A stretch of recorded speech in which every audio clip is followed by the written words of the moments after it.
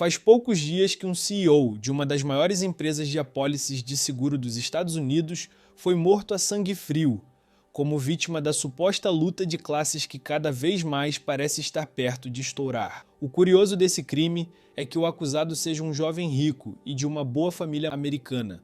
Mas a verdade é que esse crime trouxe à tona a realidade que é o abismo entre as escolhas dos homens no topo das corporações e as vítimas que estão sob os pés deles. Enquanto muitas dessas vítimas perderam a vida e não puderam sequer tentar fazer alguma diferença, outras tiveram a chance de tentar mudar o mundo arrancadas pelo destino. Tem 3 nomes que aparecem nessa lista: John Barnett, Joshua Dean e Suthir Balaji. 2 dessas mortes foram confirmadas como suicídios, enquanto a terceira como uma doença que levou ao fim da vida um desses caras. Mas existe algo que liga essas 3 pessoas e coloca elas na mira dessa briga de classes. Os 3 eram delatores contra grandes corporações, talvez as maiores dos Estados Unidos e do mundo. Barnett e Dean estavam entre uma dezena de pessoas que ofereceram a sua voz para colocar uma das maiores empresas de aviação, a Boeing, contra a parede sobre suas práticas de produção sem qualidade. Já Balaji foi um dos primeiros a denunciar as artimanhas ilegais de uma das empresas que tem nas mãos a tecnologia do nosso futuro, a OpenAI. Os 3 eram peças-chave na guerra entre a justiça e essas empresas, e os 3 perderam a vida em 2024, justamente enquanto colocavam a sua segurança em risco para poder contar a verdade ao mundo. John Barnett morava na Louisiana, mas fazia regularmente a viagem para Charleston, na Carolina do Sul, por causa das investigações envolvendo sua delação nos últimos anos. Ele esteve na cidade por algumas semanas para preparar o seu testemunho junto com o advogado Brian Knowles em março de 2024. De acordo com o advogado de Barnett, mesmo que fossem longos dias de conversas e avaliações sobre o que ele deveria falar, como deveria contar a sua verdade e que perguntas ele teria que responder, Barnett sempre esteve disposto a encarar a sua missão com um objetivo: trazer justiça para quem precisa e proteger as pessoas que estavam sob sua responsabilidade. Ao longo dos anos, a Boeing se tornou uma das empresas que evocava maior admiração nos americanos, pois era aquela que mais colocava aviões no ar e que dava confiança a eles para que pudessem viajar o mundo. Barnett havia servido a Boeing por mais de 30 anos e conhecia muito bem todos os métodos da companhia, bem como a responsabilidade que eles tinham com cada avião que saía da fábrica. Contudo, algo mudou nos últimos anos de Barnett na empresa.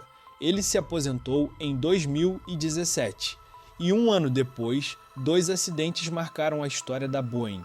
Tudo aconteceu pouco tempo depois dos primeiros aviões do modelo 737 MAX chegarem ao mercado mundial, quando 2 acidentes fatais que aconteceram num período de meio ano assustaram o mundo inteiro. O primeiro foi na Indonésia, com o voo 610 da Lion Air em outubro de 2018, e outro com o voo 302 da Ethiopian Airlines em março de 2019. Quase 350 pessoas morreram no total. O principal culpado de ambos os acidentes foi o sistema de manobras chamado NCAS, ativado erroneamente durante o voo e causando o erro dos pilotos.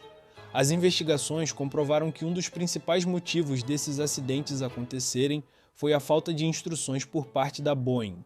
E não só isso, pois além dos erros da Boeing, as próprias autoridades americanas ajudaram a empresa a esconder os problemas que estava tendo na produção da aeronave. As perdas causadas para a Boeing foram na casa dos bilhões, com 1.200 ordens de produção canceladas, sem falar nos 2,5 bilhões de dólares em multas e compensações que tiveram que pagar para conseguir terminar com a investigação de conspiração e fraude. Mas as vidas não podem ser recuperadas. Essa é a verdade. Algo que surgiu nas investigações foi o fato de que as autoridades americanas tentaram retaliar contra os delatores que revelaram as informações sobre o 737 MAX, e isso não seria a primeira vez. Curiosamente, John Barnett não estava nessa lista, pois ele trabalhava em outra linha de produção, mas os acidentes com o 737 MAX fizeram com que Barnett se sentisse forçado a contar os seus segredos. Segundo as denúncias que ele fez ainda em 2019, de acordo com sua experiência na fábrica da Boeing em Charleston, os trabalhadores da linha de montagem estavam sempre sob pressão de entregar novas aeronaves e que, por causa disso, elas estavam saindo da fábrica sem os processos de segurança garantidos. Peças de qualidade mais baixa estavam sendo afixados às aeronaves. Ele ainda disse que descobriu graves problemas com os sistemas de oxigênio dos aviões, o que poderia significar que até um quarto das máscaras de oxigênio não iriam funcionar em um caso de emergência. Essa necessidade de colocar o avião em produção, no caso de Barnett, o 787 Dreamliner, tinha relação direta com a baixa qualidade do processo de montagem e que a segurança das aeronaves poderia ser colocada em xeque, algo que a Boeing negou depois das primeiras delações. Barnett ainda disse que dentro das fábricas, os trabalhadores não conseguiam ter controle total da qualidade do que era colocado nas aeronaves e que peças com falhas e marcadas para o descarte poderiam não ser retiradas do processo de montagem. Ele inclusive disse que algumas peças de qualidade inferior e que haviam sido removidas da produção voltavam para essa linha de montagem para impedir atrasos nas entregas. Segundo Barnett, os que estavam acima dele na hierarquia da montadora sabiam de tudo isso e, claro, nunca fizeram nada. Desde o começo das denúncias e investigações, outras pessoas se juntaram a Barnett, sob a proteção de Brian Knowles, que tem vários delatores entre seus clientes. Por vários anos, contudo, as atenções da mídia estiveram em outros assuntos, como a pandemia, e por mais que os acontecimentos relacionados à fama do 737 MAX tenham causado impacto na mídia, depois que a Boeing desembolsou seus bilhões de dólares, as coisas esfriaram. Até janeiro de 2024, durante um voo da Alaska Airlines, com o mesmo 737 MAX, um painel lateral se soltou do avião, causando uma queda na pressão da cabine e forçando o avião ao pouso. Por sorte, ninguém ficou ferido durante o incidente, mas depois de anos, as atenções da mídia se voltaram para a Boeing e uma investigação das autoridades de aviação americana mostraram que as denúncias feitas por Barnett em uma linha de produção diferente da Boeing talvez eram realidade em todas as outras. E com um acidente em solo americano, as coisas começam a ficar mais arriscadas. Até março, as investigações mostraram que a Boeing falhou em 33 de 89 auditorias. O principal problema apontado era a falta de controle de qualidade na linha de produção, o mesmo que havia dito Barnett anos atrás. Então a história chega a 10 de março de 2024, num sábado. Em Charleston, chovia como uma enchente. O advogado de Barnett e seus assistentes tiveram que avisar o Conselho de Defesa que chegariam atrasados para o dia de testemunho com Barnett, que seria o último dele em Charleston, pois sua participação nas investigações iria chegar ao fim. Sem conseguir contato com ele na manhã de sábado, Knowles liga para o hotel onde John estava hospedado e, de acordo com a recepção, todos os itens e roupas dele estavam no quarto, mas John Barnett não havia sido encontrado.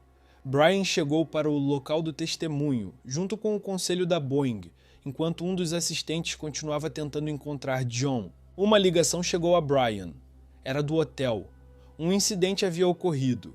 A recepção não poderia mais oferecer informações de John para Brian além disso, mas logo a polícia iria entrar em contato com ele.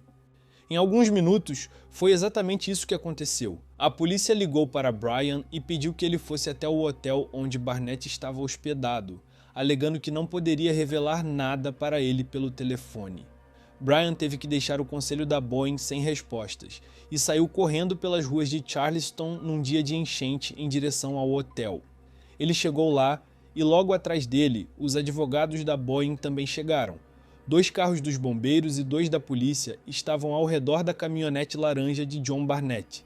Sem poder acessar o carro, eles foram para a recepção do hotel. A gerente os saudou com as palavras que eles não queriam ouvir. "Sinto muito pela sua perda." John morreu com um tiro na cabeça. A arma foi encontrada na mão dele. A polícia disse que foi suicídio. 2 meses mais tarde, Joshua Dean, outro dos delatores contra a Boeing e também parte dos clientes de Brian Knowles, também teve sua morte anunciada. A princípio, dessa vez por problemas de saúde, Uma repentina condição infecciosa o colocou no hospital, seguido por uma parada cardíaca que tirou a vida dele em 30 de abril de 2024. Ao contrário de John, que trabalhou em outra linha de produção na Boeing, Joshua era parte do controle de qualidade dos 737 MAX, aqueles que mataram mais de 300 pessoas. E ainda em 2022, ele notou falhas e problemas no processo de montagem dos aviões. Problemas esses que foram ignorados por quem estava acima dele na hierarquia da empresa. Quando ele foi demitido de uma empresa que trabalhava no leque da Boeing, ele se tornou outro delator. Tanto ele como Barnett haviam revelado ter sido alvo pressão por parte da Boeing e ameaças por participarem das denúncias contra a empresa. As famílias de ambos relataram a pressão psicológica que sofreram por terem se envolvido com as denúncias contra a Boeing, cujas investigações continuam. Não seria surpreendente se em alguns meses mais uma onda de compensações seja pagas pela empresa em acordos para que essas pessoas fiquem em silêncio. Muitas teorias de conspiração surgiram em torno das mortes de Barnett e Dean. Brian Knowles, o advogado de ambos, não quis abrir a possibilidade de as mortes terem sido causadas por agentes externos, mas há que dizer que as circunstâncias são, no mínimo, suspeitas. Especialmente se você pensar que não foi apenas com a Boeing que os delatores sofreram represálias e acabaram sumindo do mapa.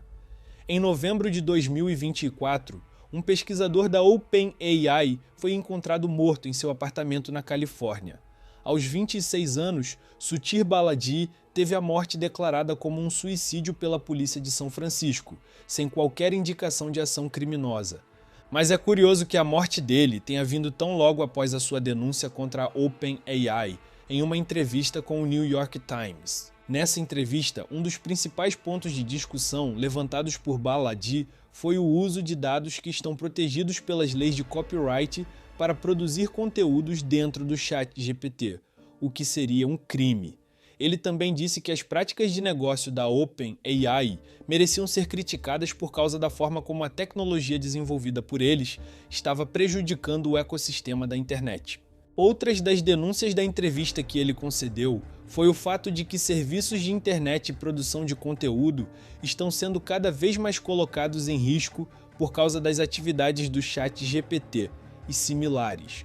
Sudhir disse que quando saiu da OpenAI, ele nunca mais queria contribuir com esse tipo de tecnologia. Como já é de conhecimento comum, as preocupações de Balaji são as mesmas que qualquer pessoa tem. A de que serviços de inteligência artificial estão sendo usados para inundar a internet com informações falsas, fabricadas e prejudicando o funcionamento de uma simples pesquisa no Google. A maior parte dos resultados hoje em dia são produzidos por inteligência artificial, incluindo as imagens. Cada vez mais nos aproximamos de uma realidade onde a verdade fica cada vez mais difícil de ser provada, e se ela existe, acaba por ser sufocada por mentiras. Sudhir Balaji era um dos prodígios no mundo da ciência da computação.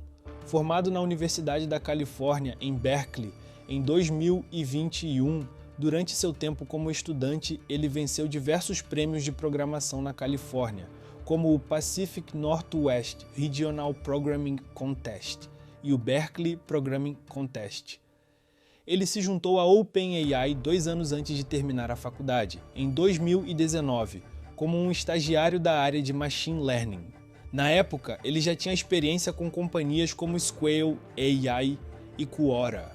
Na OpenAI, ele foi promovido à parte técnica em 2020, onde ficou até agosto de 2024. A morte de Balaji não seria tão crucial nesse momento se a própria OpenAI não estivesse sofrendo com tantos processos na justiça, e ele poderia ser uma peça-chave nas investigações, tendo trabalhado dentro da empresa por anos e conhecendo os processos desenvolvidos pela mesma. A quem serve o silêncio dos delatores? Essa é a pergunta. Talvez essas 3 mortes não tenham nada a ver uma com a outra, e não existe nenhuma teoria da conspiração que possa traçar uma conexão entre cada uma. Mas a verdade é que o cerco se fecha cada vez mais.